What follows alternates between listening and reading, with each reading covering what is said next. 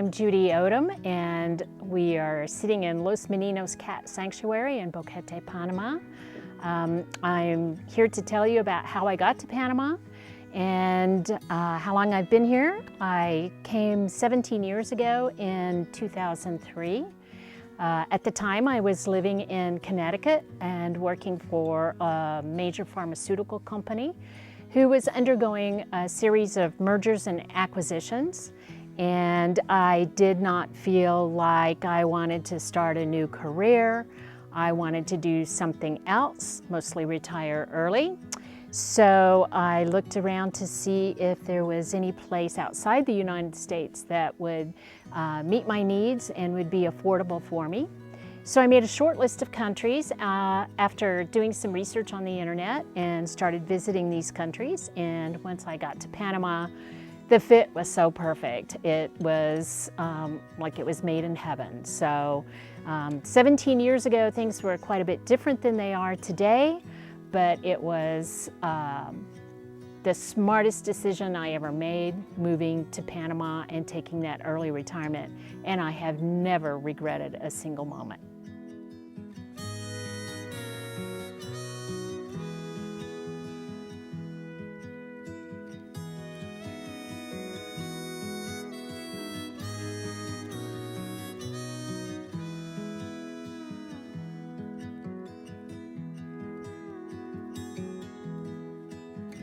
So here we are sitting in Los Mininos Cat Sanctuary up in the mountains in Panama.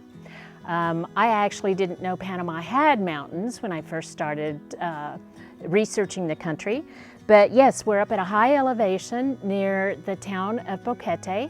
This site is actually in Palmyra, and it's a beautiful, beautiful area kind of off the beaten path, which was what I was looking for, because I had this idea of building on purpose, a purpose-built shelter for cats that were in need. I had been helping cats for the last 16 years and moving from place to place, trying to find the perfect spot to have my cats and live the life that I wanted to live.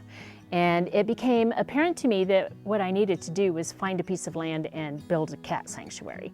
So I started looking around. I wanted someplace close enough to Boquete that it was convenient, but just a little bit off the beaten path so that I could build what I wanted to build and have my animals around me.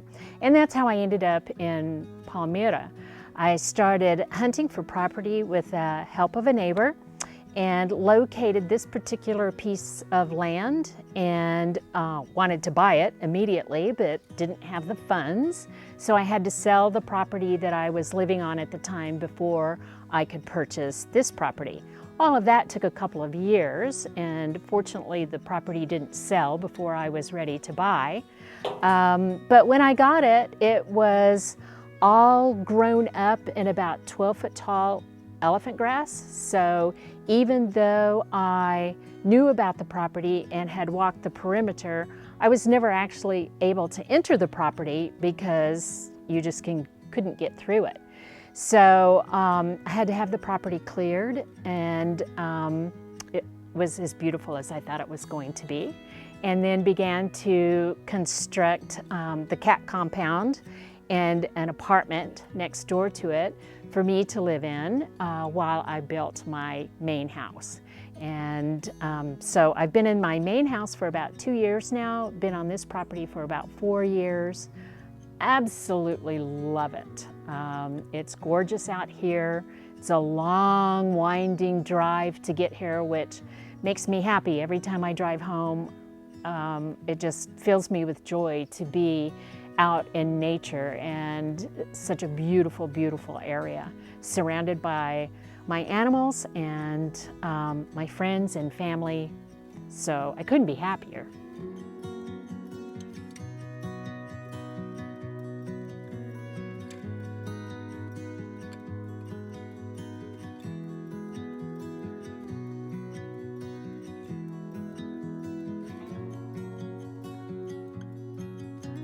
Okay, so I want to tell you a little bit about Los Mininos Cat Sanctuary.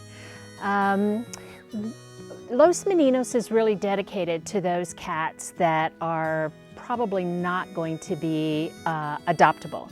They're rescued off the street. Local rescuers will find kitties abandoned in a neighborhood, or a mommy cat underneath a bridge with little kittens, or kittens in the garbage can or something like that.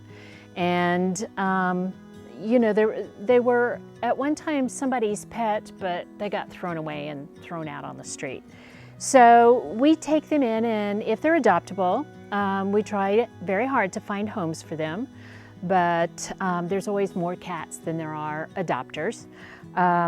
We get them back into good health. We test them for leukemia and FIV viruses, vaccinate them, get them sterilized, treat them for parasites. If they have any other health issues, we get them to a veterinarian and get those health issues squared away. So Los Mininos really is supposed to be dedicated to those kitty cats that really have no place else to go. So the cats that we can find a home for that belong on somebody's sofa or out in their barn or whatever kind of environment is right for the kitty cat, that's the environment that we try to put them into. Many of the cats that are here have either behavioral issues or physical issues, so they may not be the most beautiful kitty cat in the world on the outside, but all cats are wonderful on the inside. I work with many other local cat advocates who mostly are the ones that are out there doing the rescuing. In the 17 years that I've been doing this, I've picked one kitty up off the street. All the others have been given to me, which I think is kind of strange, but that is the way that it's turned out. Over the years, I've placed over 300 cats in homes, and right now the colony stands at about 80 kitty cats. So we're constantly seeking donations to help purchase cat food principally, but also to pay for those medications and the veterinary visits. Monthly expenses are quite high, so we very much depend on those donations, which can be made through my website, which is losmininoscatsanctuary.org. You can also find us on Facebook. And people always ask me, how did you decide on the name Los Mininos? And when I would go to the sterilization clinics, the thing that I noticed was that the local people called to their kitty cats, "Oh, Minino, Minino, Minino," instead of saying kitty, kitty, kitty, kitty. So I looked it up, and it actually is a colloquialism to Panama, and I thought, what a perfect name for a Panamanian cat sanctuary. So that's how we got to be Los Mininos.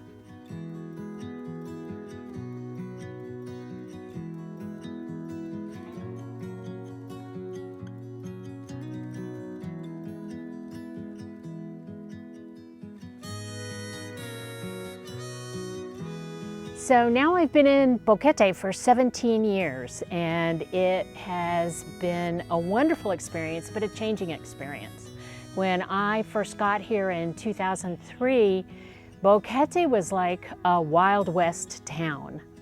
There were maybe 30 expats in the area that got together pretty much weekly to exchange stories and information and such as that. But at that point in time, the people who were coming here didn't have a background. Nobody ever talked about where they came from, what they did, what their career had been. You sort of left all of that behind, and the whole idea was that you were starting a new life.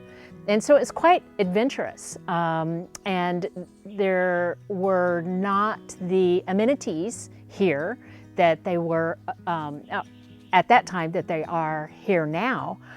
So shopping, grocery store, finding a pair of shoes, those kinds of things were really quite challenging. But it was fun. It was a lot of fun because it was so different, and you didn't have a lot of constraints. So there weren't a lot of rules and regulations. So it was very different back then. Things have changed, become more regulated, more rules, more licensing and requirements and those kinds of things. Certainly technology has helped bring that to Panama. So in some ways it's a good thing. I kind of miss the old Wild West days, but it's evolved into a lovely town with adequate shopping and restaurants and things to do. Now, you're not going to be entertained by something else. What you have to do is you have to find your own entertainment. So oftentimes that entertainment is friends, and you do a lot of socializing, and there may be events that you can attend, but going to the movies, going to the mall, those kinds of things, it's just not available here. You have to go into David for those kinds of things. That's a 45-minute drive away. So that's a nice thing about Boquete and the Boquete area, is it's far more laid back. All the essentials are here. What you will find is that anything that's not imported is very affordable. So food, if you like fruits and vegetables, food is very, very affordable here. If you're looking for imported foods, anything that comes from the United States especially, the tariffs and the taxes and just the basic prices cause those prices to go up. But you don't need any of that stuff. If you live simply and eat simply and shop simply, there's nothing that you need that can't be found here in Boquete, or at least within an hour's drive. So it's a very livable place. Certainly much more livable today than it was 17 years ago. So lots of good changes here in Boquete.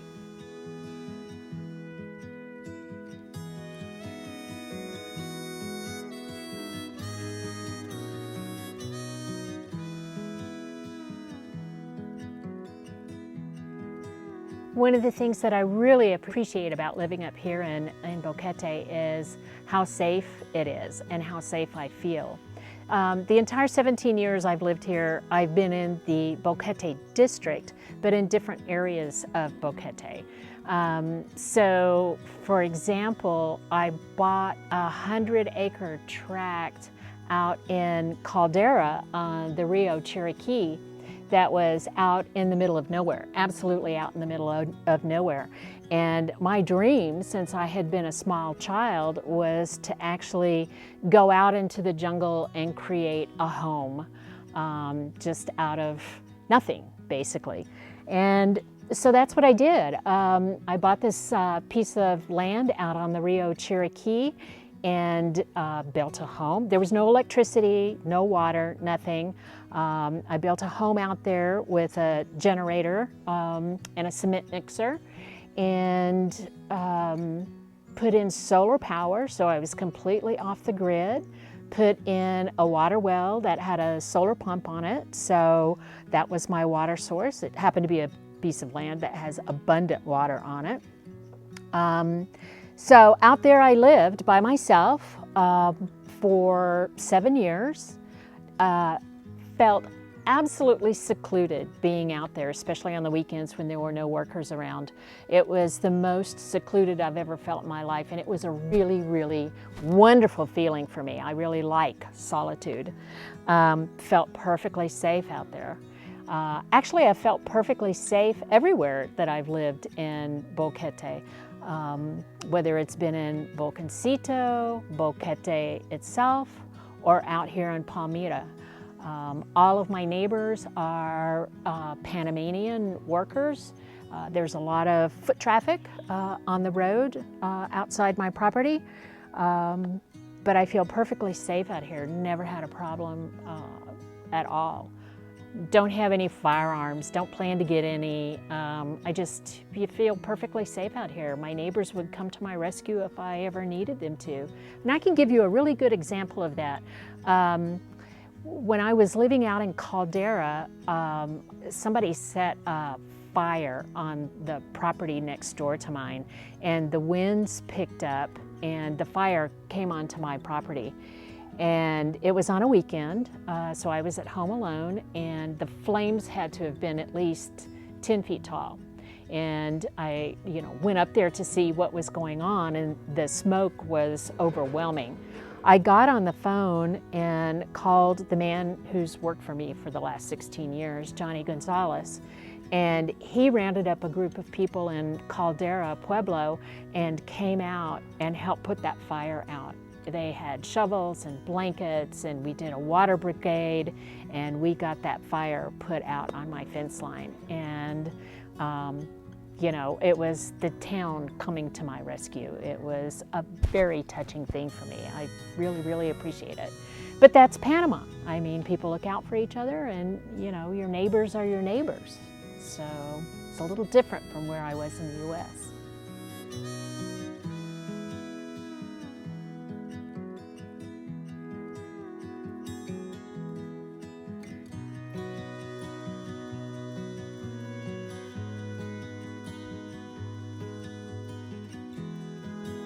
Okay, my advice to anyone who's relocating to Panama, particularly the Boquete area.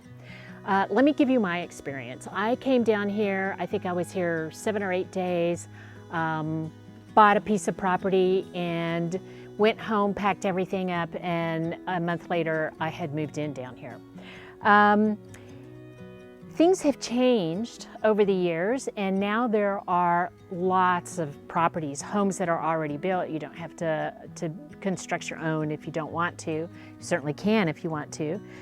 There are places to rent, and I think if I were going to offer advice to anyone, it would be come down here, take a look around, spend some time, rent a place, learn the different microclimates, learn what interests you most.